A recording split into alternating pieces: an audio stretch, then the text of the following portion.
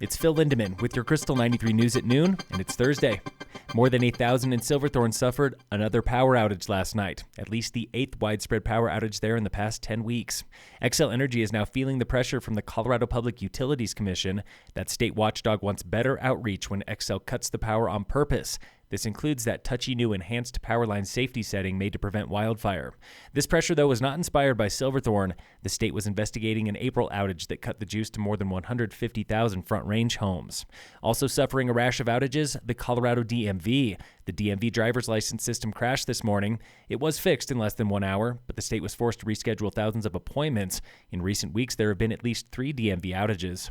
Court hearings continue for Santino Gallardo. The 22-year-old is charged with menacing for a lockdown near the Highlands in Breck this summer. He's still sitting in Summit County Jail for crimes in Summit, Denver, Jeffco, and more. He's not pleaded in any of these cases.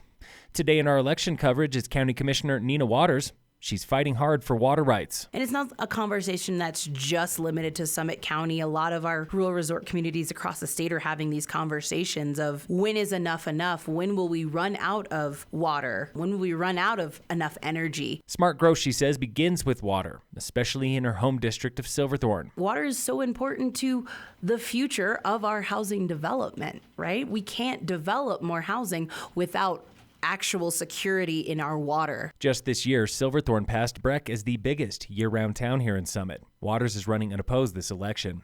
Health experts tell the Denver Gazette whooping cough is making a comeback this fall. That highly contagious respiratory illness nearly fell off the map during COVID. A Colorado news nonprofit is awarding almost $1 million in grant money to 9 independent newsrooms. Press Forward Colorado is boosting grassroots journalism by giving $50,000 to each of those newsrooms. Time is ticking to travel high mountain passes. Trail Ridge Road and Independence Pass are both still open. Trail Ridge might be closing next week, though. Independence Pass in 2 to 3 weeks.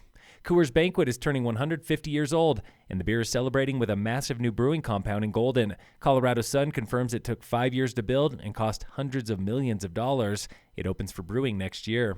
Local fire danger remains very high today, still with Stage 1 fire restrictions here in Summit. In local entertainment news, nominations are now open for Ullr Fest royalty. Nominate your king and queen at gobreck.com. Ullr Fest is coming back to Breck December 12th. In sports, the Avalanche lost to the Bruins last night 5-3. Colorado is still winless and dead last after 4 games. Tonight on Thursday Night Football, the Broncos play the Saints at 6:15. And in local sports, from Cassandra Schultz and Associates with American Family in Dillon, tonight girls volleyball is playing Glenwood Springs on the road. Phil Lindemann, Krystal 93 News.